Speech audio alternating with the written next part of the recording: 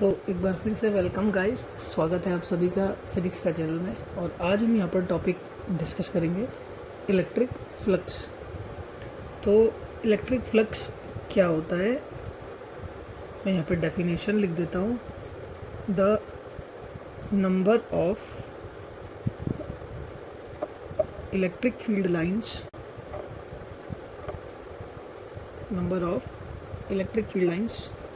passing through a surface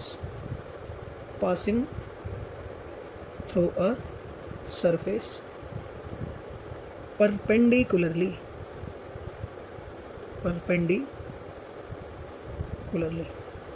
तो किसी surface से, ठीक है, किसी सरफेस से कितनी नंबर ऑफ फील्ड लाइंस जा रही है परपेंडिकुलरली। तो जैसे हमारा ये सरफेस है, यहाँ पर एक दिख रहा है हमको, सपोज ये है सरफेस हमारा ABCD।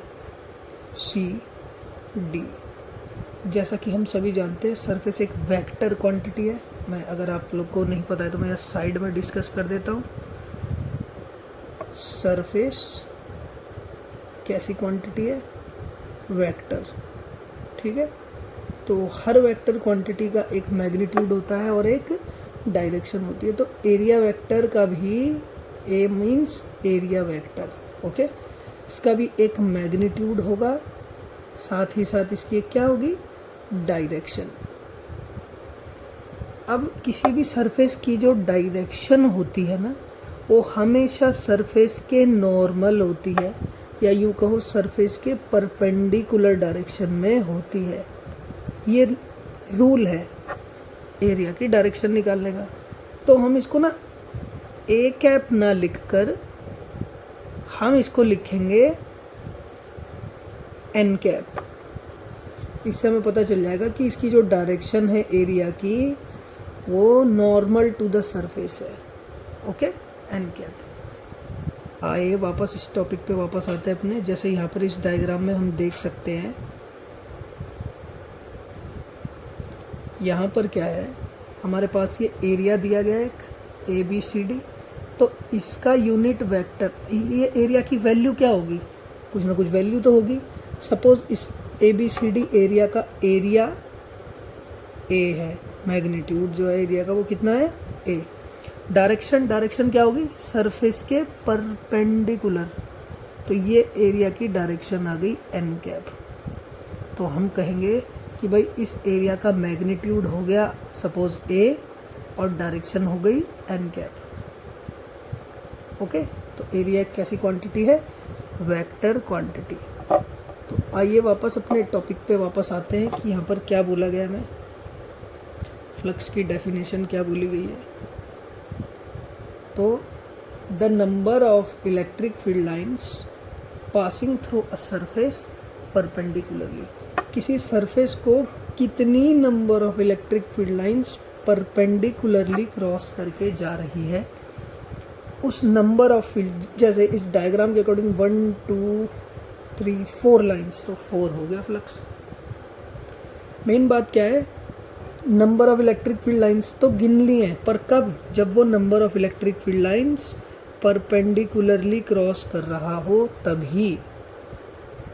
Number of electric field lines perpendicular cross कर रहे होंगे, ये परपेंडिकुलर वर्ड इंपॉर्टेंट है। अच्छा, जब भी electric field, suppose electric field यहाँ पर E है, ठीक है, तो ये जो ब्लू कलर की लाइंस दिखाई गई है इलेक्ट्रिक फील्ड की लाइंस है जो इस सरफेस को क्रॉस करके जा रही है, और ये जो ब्लैक कलर की लाइन दिखाई गई है ये इस सरफेस का नॉर्मल है, यूनिट वेक्टर है। यूनिट वेक्टर जो सरफेस के परपेंडिकुलर हो उसे नॉर्मल कहेंगे, क्योंकि नॉर्मल का मतलब ही परपेंडिकुलर होता है, ठीक है। तो number of electric field lines passing through a surface, लेकिन परपेंडिकुलरली। जब भी इलेक्ट्रिक फील्ड परपेंडिकुलर होगा, जब भी, when ever electric field perpendicular होगा सरफेस के, यानी कि इलेक्ट्रिक फील्ड नॉर्मल, दोनों के दोनों सेम डायरेक्शन में होंगे, क्योंकि इलेक्ट्रिक फील्ड यहाँ पर परपेंडिकुलर है और नॉर्मल भी सरफेस पे परपेंडिकुलर ही होता है। इसका मतलब नॉर्मल और इलेक्ट्रिक फील्ड सेम डायरेक्शन में होंगे, तब ये डेफिनेशन काम करती है। कौन सी डेफिनेशन?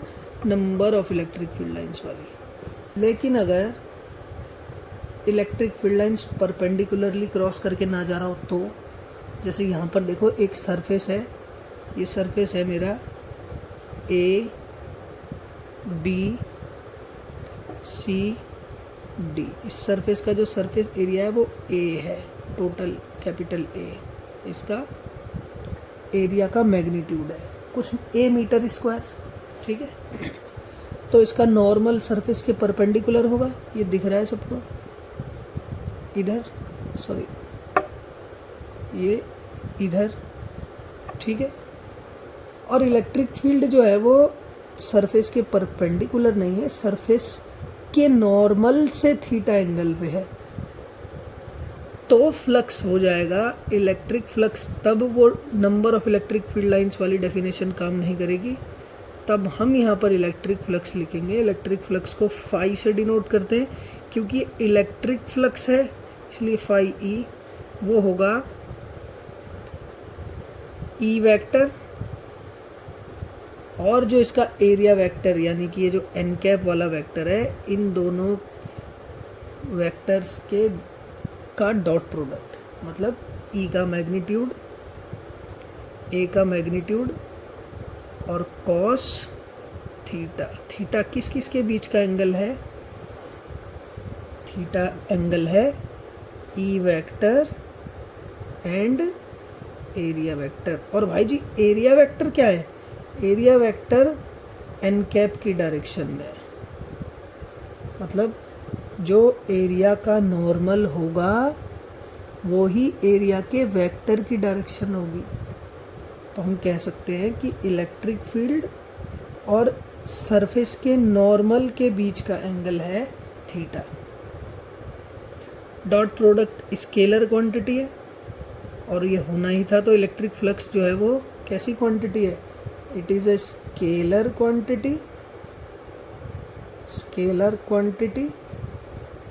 और इसकी अगर मैं यूनिट लिखना चाहूँ तो इलेक्ट्रिक फील्ड की यूनिट न्यूटन पर कूलम्ब, और एरिया की unit metre square, newton metre square पर कूलम्ब। या फिर दूसरी यूनिट भी इसकी एक हो सकती है। दूसरी यूनिट क्या हो सकती है? इलेक्ट्रिक फील्ड की यूनिट हो सकती है वोल्ट पर मीटर, और एरिया की यूनिट हो सकती है मीटर स्क्वायर। मीटर से metre cancel, it will become volt metre. Dimension, इसकी डायमेंशन आप मुझे कमेंट करके बताएं कि वोल्ट मीटर की डायमेंशन क्या होगी। Got it? अब यहाँ पर एक चीज़ देखें, ये एक क्यूब है, ठीक है। तो क्यूब का ये है point A B C D E F G and H. और यहाँ पर क्या हो रहा है कि इलेक्ट्रिक फील्ड एंटर हो रहा है यहाँ से, एग्जिट हो रहा है यहाँ से, एंटर हो रहा है यहाँ से, एग्जिट हो रहा है यहाँ से, एंटर हो रहा है यहाँ से,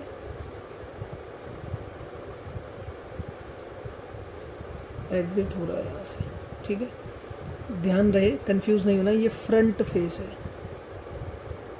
ये वाला फ्रंट फेस है। डायग्राम थोड़ा कंफ्यूजनिंग लग सकता है इसलिए मैंने इसको हाईलाइट कर दिया, फ्रंट फेस है, ठीक है। और जो ये है A B F E, A B F E, ये वाला ये अपर सरफेस है, रूफ है ये, ठीक है। और ई ए जी एफ ये बैक वॉल है, सबसे पीछे वाली।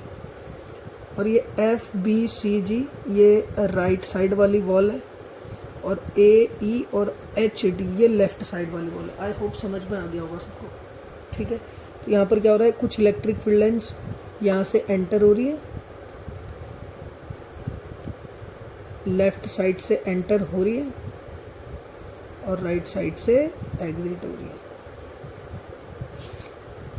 ठीक है। तो और पूरे क्यूब का एरिया है, लेंथ ब्रेड्थ और हाइट है ए, और इलेक्ट्रिक फील्ड की वैल्यू है ई। इलेक्ट्रिक फील्ड की वैल्यू कितनी है? ई। ठीक है, तो अगर हम ध्यान से देखें, मैं आपसे पूछूं कि आप मुझे बताएं flux from left side, flux from left, ये जो लेफ्ट वाला सरफेस है, लेफ्ट ना बोल के चलो मैं एक काम करता हूँ, मैं कहता हूँ इसको AEHD, इसका फ्लक्स। तो आप कहेंगे sir ji electric field dot A, ठीक है जी। इलेक्ट्रिक फील्ड की वैल्यू कितनी देर की? हर जगह ई, यूनिफॉर्म है इलेक्ट्रिक फील्ड। एरिया का मैग्नीट्यूड, क्योंकि भाई ये लेंथ, इसकी हाइट ए, विड्थ ए, तो a into a that will become a square. तो ई का मॉड, ए का mod and cos theta, and theta is the angle between E and area. तो लेफ्ट साइड के लिए for left surface AEHD, n cap किस तरफ होगा इसका? इसका एन कैप हमेशा चेहरा बाहर की तरफ, सरफेस के परपेंडिकुलर।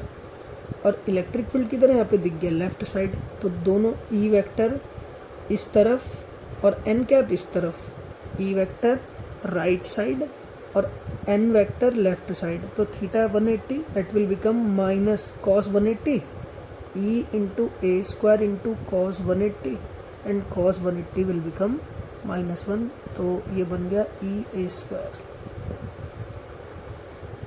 ठीक है, अगर मैं फ्लक्स निकालना चाहूँ BCGF राइट सरफेस से, फ्लक्स में निकालना चाहूँ राइट साइड से, या फिर मैं कहूँ BCGF वाले सरफेस से, तो फॉर्मूला फिर से वही रहेगा E dot A. Electric field कितना है सर जी? इलेक्ट्रिक फील्ड है E, बहुत बढ़िया, मैग्नीट्यूड E का, A का मैग्नीट्यूड, एरिया वही A into a square, direction होगी cos theta, theta is the angle between n cap and E। तो इस सरफेस का एन कैप किधर होगा?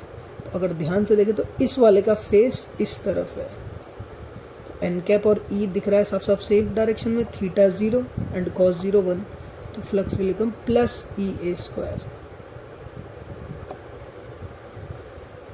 अब मैं इसी तरह पूछ रहा हूँ फ्लक्स फ्रंट वाले का, मतलब ABCD।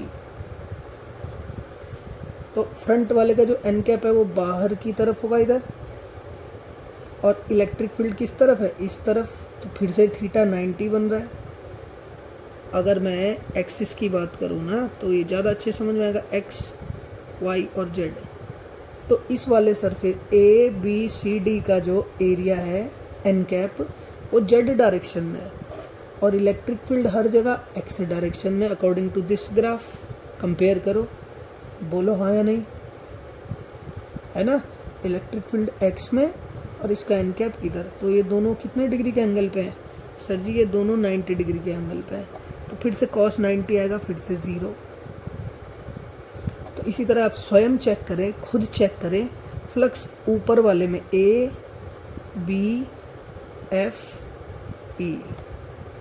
ABFE, ऊपर वाले सरफेस में फ्लक्स 0 आएगा, चेक करना। और सिमिलरली जो सबसे पीछे वाली दीवार है EHGF, इसका निकालना, ये भी 0 आएगा, और DCGH सबसे नीचे वाले का, इसका भी 0 आएगा। ठीक है, तो एक चीज़ आप क्या सीखे, जो फ्लक्स क्लोज सरफेस के अंदर एंटर हो रहा है, यानी कि ये वाला, वो कैसा होगा? नेगेटिव। और जो फ्लक्स क्लोज सरफेस से बाहर निकल रहा होगा, वो कैसा होगा? पॉजिटिव। तो मैं यहाँ पे पॉइंट आउट कर लेता हूँ, आप सभी इसे नोट कर लीजिए।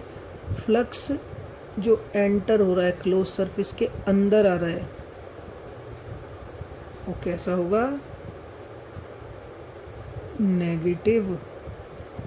वहीं अगर फ्लक्स निकल रहा है बाहर, एग्जिट हो रहा है या लीव कर रहा है, लीविंग,